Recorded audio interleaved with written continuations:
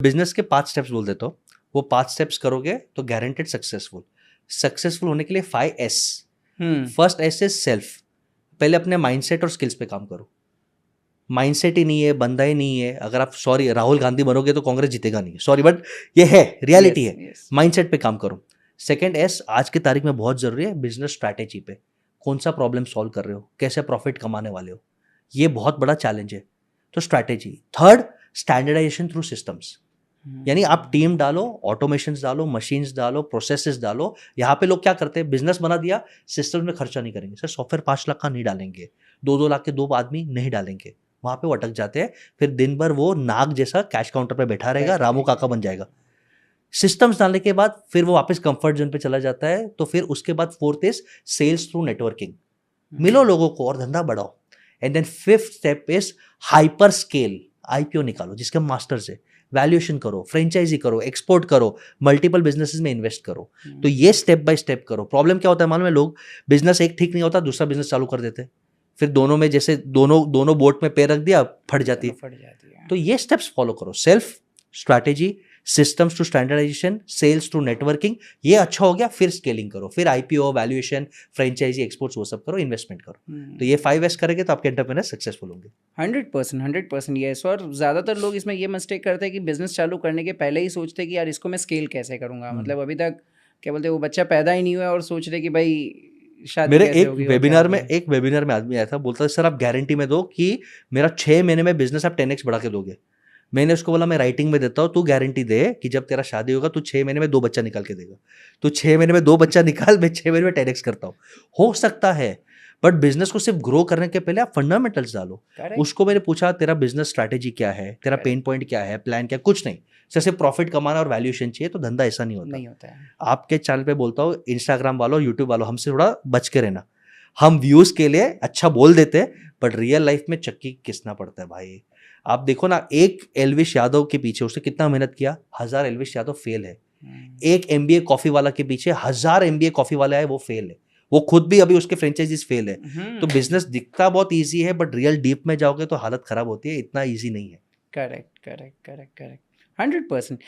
Even अभी अगर sir आप अभी बात कर रहे थे फैमिली बिजनेस के बारे में, उसके चैलेंजेस के बारे में, और मैंने आपके बारे में थोड़ा पढ़ा भी है कि आप उसके अंदर तो आपने बहुत महारत हासिल किया हुआ है बहुत सारे बिजनेसेस को। तो मुझे ये नहीं समझ रहा है सर, कोई एक सीक्रेट फॉर्मूला है क्या अंबानीज के पास कि भाई उनके पापा ने अच्छा बिजनेस किया, बेटे अच्छा कर रहे हो और अभी वो अच्छे तरीके से नेक्स्ट जनरेशन को दे पा रहे। जबकि अगर हम दूसरे बिजनेस को देखें तो आजकल ज़्यादातर फैमिली में ये देखा गया है कि पापा जो बिजनेस कर रहे हैं, बेटा वो बिजनेस करना नहीं चाहेगा। बेटे को क्योंकि इन एंड आउट पता रहते हैं या वट एवर अंदर की पता रहती है कि यार कितने स्ट्रगल में। तो एग्जैक्टली प्रॉब्लम क्या है? क्या पापा बेटे के ऊपर भरोसा नहीं कर पा रहे, ये प्रॉब्लम है, या बेटे को अंदर की बिजनेस की डिटेल्स पता है? मैं बोल देता हूँ, all businesses, family businesses follow Indian mythology. Brahma, Vishnu, Mahesh. Brahma मेहनत करके स्थापना करता है, विष्णु उसको मैनेज करके अच्छा प्लेटफॉर्म बनाता है, फिर थर्ड जनरेशन आता है। ये थर्ड जनरेशन का प्रॉब्लम रहेगा, सेकंड का नहीं रहेगा।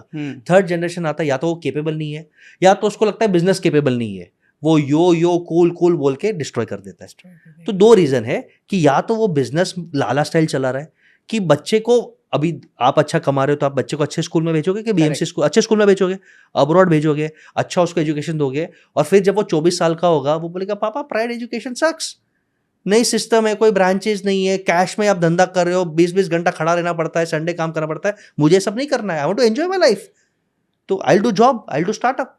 तो या तो बिजनेस वर्दी नहीं है, या फिर बच्चे को हम इतना ओवर पैम्पर कर देते हैं कि आ मेरा राजा बेटा, कि बच्चा आता है, सब उसको सल्यूट करते हैं और बाहर जाके प्यून बोलता है कि 5000 का नौकरी नहीं मिलेगा, साले को सांप बना दिया।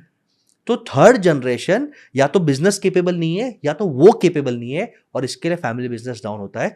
तो what Ambani and Adani have done very strongly is, second generation के बाद बिजनेस में थर्ड जनरेशन आए या ना आए, भले आएंगे, कंट्रोल वो रखेंगे अपने पास में, business will run without good team, good systems. हर एक कंपनी का CEO है, हर एक कंपनी का एक मिनी एंटरप्रेन्योर खड़ा है, उनका एक मिनी ओनर खड़ा है।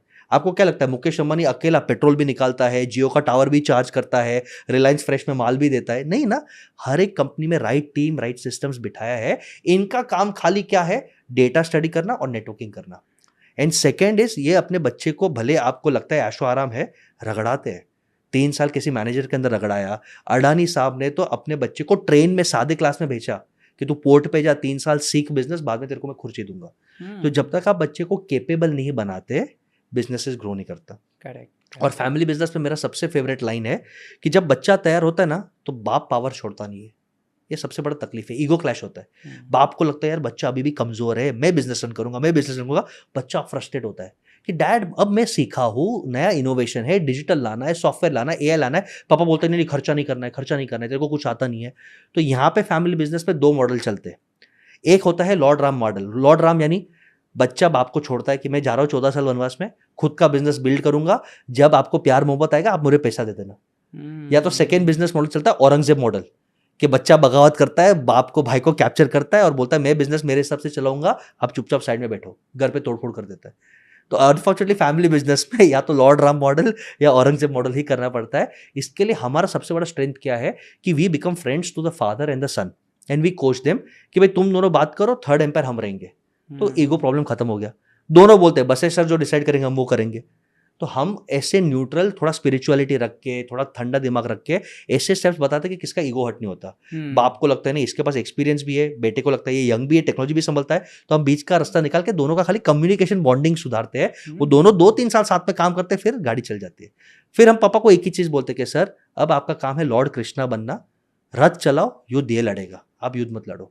और लॉर्ड कृष्णा के बाद भी उसको बोलते कि सर 2 साल बाद आपको गौतम बुद्ध बनना है, आपको लॉर्ड महावीर बनना है, यहां से संन्यास लेके आप फिर समाज सेवा करो, बिजनेस में आना भी नहीं है। तो ये हम समझाते हैं, माइथोलॉजी के थ्रू ही समझाते हैं कि पहले आप राम हो, आप वॉर फाइट कर रहे हो, फिर कृष्णा बनो, बच्चे को फाइट करने दो, फिर आप महावीर स्वामी बनो, आप संन्यास ले लो, बच्चा आपके बिना चल जाएगा सर। तो ये हम कराते हैं। अमेजिंग अमेजिंग सर, ये कितनी मतलब इम्पॉर्टेंट तरीके से आप लोगों को समझा रहे हो। मतलब मैं तो अभी जस्ट वही सोच रहा था कि हाँ यार 2 तरीके के लोग होते हैं, एक औरंगजेब एक राम, दोनों का अलग तरीका है। और उसको आपने बिजनेस एंगल से दे दिया। मतलब रियल में ये बहुत बहुत अच्छा एग्जाम्पल भी है और आई थिंक इससे लोग समझ भी पाएंगे। और मैं तो सर अगर ऑडियंस होता, ये चीज़ देखते रहता ना, इतना अच्छी कन्वर्सेशन में देखता होता, तो मैं सबसे पहला एक ही काम करता कि भाई ये वीडियो को मैं लाइक करता और अगर चैनल को अब तक सब्सक्राइब नहीं किया तो कर लेता था। और इम्पोर्टेंट बसेश गाला के चैनल को सर्च करके उसको सब्सक्राइब करो, तो ऐसे ज्ञान रोज मिलेंगे। तो विरल सर और बसेश सर के दोनों के चैनल को सब्सक्राइब करो, ऐसे ज्ञान मिलते जाएंगे। एब्सोल्युटली एब्सोल्युटली, नहीं बहुत इंपॉर्टेंट चीज़ें सीखने मिल रही है सर। अगर मैं फैमिली रन बिजनेस की बात करूँ तो सर एक और प्रॉब्लम ये आता है, जैसे भी आप अंबानीज की बात कर रहे थे कि चलो उन्होंने स्ट्रगल करवाया अपने बेटे के किसी मैनेजर के अंदर जॉब करवाया। अभी होता क्या है कि चलो अगर मैं फर्स्ट जनरेशन हूँ, मैंने खुद ने बिजनेस चालू किया है, तो मुझे पता है कि यार मैंने अपने अर्ली स्टेज में वो स्ट्रगल देखा है, मेहनत की है, अर्ली डेज में मैंने चालू किया है, तो मुझे वो अप्स डाउन सारी चीज़ें पता है। अब ये लेवल पे ग्रो हो गया हो, आपने जैसे बताया कि मैं अपने बेटे को अच्छी स्कूल में डालूंगा, अच्छा परवरिश दूंगा, तो मैं जानबूझ के उसको स्ट्रगल कैसे दूं? मतलब एक क्वेश्चन ये आता है कि भाई मैं अभी उसको बिना एसी वाले रूम में तो सुला नहीं पाऊंगा, उसको बिना गाड़ी के स्कूल में तो भेज नहीं पाऊंगा, मुझे जबकि पता है कि यार ये सारी चीज़ें करेगा तभी तो वो पैसे की वैल्यू समझेगा। तो ये सोल्यूशन कैसे ढूंढे? मतलब स्ट्रगल करवाना है लेकिन दिल है कि मानता नहीं, कैसे स्ट्रगल करवाओ? 2 चॉइस है, फिर स्टोरी भी बोलता हूँ। 2 चॉइस है, एक आप जीते हो तब तक वो अच्छा रहे, और आपके मरने के बाद, क्योंकि सबको तो मरना है, सबको शरीर छोड़ना है, आपके मरने के बाद बच्चा स्ट्रगल करे, या आज स्ट्रगल करे और वो सक्षम बन जाए कि कल वो अकेला सेल्फ इंडिपेंडेंटली फेस करे। ये पेरेंट्स को चूज करना है। और मैं स्टोरी बोलता हूँ, करुणा भाव कभी कभी, दया भाव कभी कभी आपको बैकबाइट करता है। समझ लो कि एक कैटरपिलर है, ककून में जा रहा है, ककून के शेल में जा रहा है, और वो ककून के शेल में था, अब बटरफ्लाई बन गया, और वो 6 घंटे से बटरफ्लाई ककून तोड़ने का ट्राई करता है। एक माँ होती ना, माँ बोलते ये बेचारा बच्चा ककून तोड़ नहीं पा रहा, मैं काम करता हूँ, मैं मदद कर देती हूँ। 6 घंटे के बाद ककून को थोड़ा ऐसे खोल दिया, बटरफ्लाई बाहर आया, फ्लाई करता है, माँ खुश हुई, देखो सॉरी 1 2 3 बटरफ्लाई बाहर आया, माँ खुश हो गई कि देखो मैंने हेल्प किया। 1 घंटे के बाद बटरफ्लाई नीचे और कोई खा गया, क्योंकि उसके विंग में स्ट्रेंथ ही नहीं था कि वो उड़ सके। नेचर का नियम है कि जब तक आप वो ककून खुद नहीं तोड़ सको, आप फ्लाई नहीं कर पाओगे। तो आपको डिसाइड करना है कि प्यार में टेम्पररी सुख करके उसको मारना है कि स्ट्रांग बनना है। तो मैं हर एक जन को बोलता हूँ कि जिसको ज्यादा लाड प्यार है, कंपलसरी 2 साल हॉस्टल में भेजो। चड्डी भी खुद धोएगा, मैगी बना के खाएगा भी, गाली गलोच में भी रहेगा, वो कॉम्प्रोमाइज करना सीखेगा, और कंपलसरी 3 साल बाहर नौकरी कराओ, और ऐसे जगह नौकरी कराओ जहां पे उसको ओवर टाइम करना पड़े, उसको चप्पल रगड़ना पड़े।